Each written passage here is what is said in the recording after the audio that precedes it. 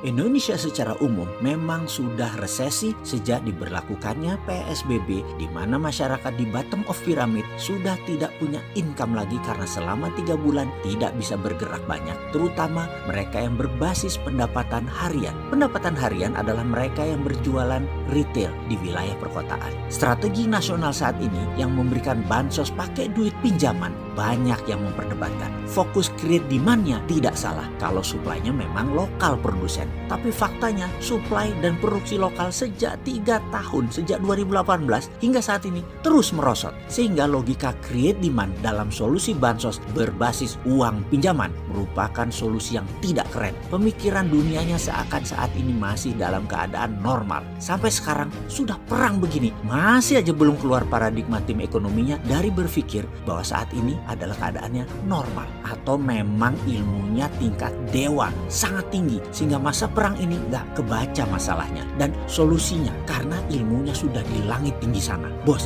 ini perang bos, itu virus corona masuk dalam biological warfare. Penanganannya perang ya kayak perang, survival of the nation mode yang dipakai. Ngerti nggak sih survival of the nation mode? Langkahnya bukan pemadam kebakaran. Waduh, bagaimana sih mau nolong negara ini kok susah bener bikin ngerti para pejabatnya. Gini deh, sekarang kita masuk ke awal masa resesi. Kalau dalam definisi resesi versi NBER, National Bureau for Economic Research, kalau 2 kuartal berturut-turut mengalami pertumbuhan minus, maka kita menjadi resesi. Kita tahu kuartal pertama tahun ini mulai bergerak turun, Januari Maret, dan padahal itu belum dideklarasi masalah COVID. Lalu April sampai Juli kuartal kedua kita minus. Kuartal ketiga Juli sampai September bagaimana? Masih ingat sih mengapa si Bosman ini selalu berkata hati-hati bulan September? Ada apa dengan September? Oktober bisa diumumkan kira-kira. Dan pengumumannya apa? Indonesia resesi. Solusinya gimana supaya nggak resesi? Kan sudah berkali-kali dibilang ganti pemain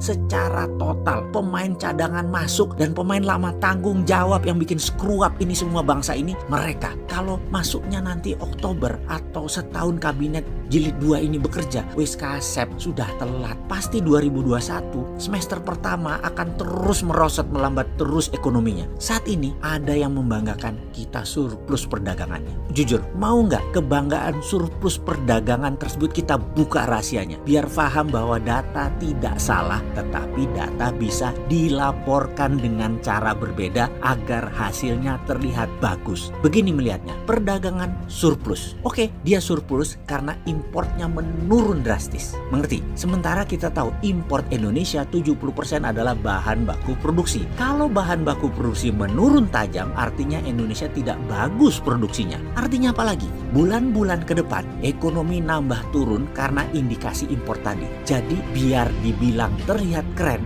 makanya datanya diinfokan sepotong. Walaupun benar, yaitu Indonesia surplus transaksinya. Padahal iya benar surplus transaksinya, tapi gara-gara impor turun terlalu tajam. Sementara impor adalah bahan baku produksi. Sudah mulai ngerti? Pinter ya cara dia buat laporan? Ya pinter lah, orang dokter S3 yang melaporkan. Lalu ditambah lagi ketegangan Laut Natuna Utara. Maaf, saya lebih memilih istilah Laut Natuna Utara ketimbang Laut Cina Selatan. Karena memang nama tadi atau istilah tadi yang diklaim oleh Tiongkok sebagai traditional fishing ground China sejak ribuan tahun yang lalu, yang harusnya kita berani juga dan bernyali juga mengatakan jancuk kon Tiongkok. Sejak ribuan tahun yang lalu tempat itu sudah traditional fishing groundnya kami orang Natuna. Jadi 200 mil laut utara Natuna itu laut kami, cok. Ketegangan Laut Natuna Utara sisi utara yang dianggap biasa oleh pejabat kita jadi tidak terasa dan tidak memperhitungkan banyaknya langkah-langkah diplomasi catur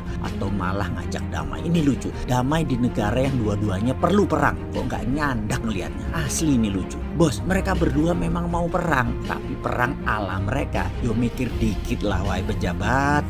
Jangan polos-polos banget bernegara itu. Si Jinping itu punya kartu truf untuk Biden. Biden dan anaknya itu pendosa yang kartunya sudah dipegang si Jinping. Oke, kita ajari pakai bahasa vulgar sekalian, ben ngerti sampean iki. Gini melihatnya, ada pejabat pas lagi kunjungan ke luar negeri, malamnya dikasih cewek bahenol, seksi. Syahwatnya dilampiaskan. Lalu pihak tuan rumah rekam semua adegan ranjang tadi secara secara rahasia. Lalu beberapa tahun kemudian dibocorin dikit.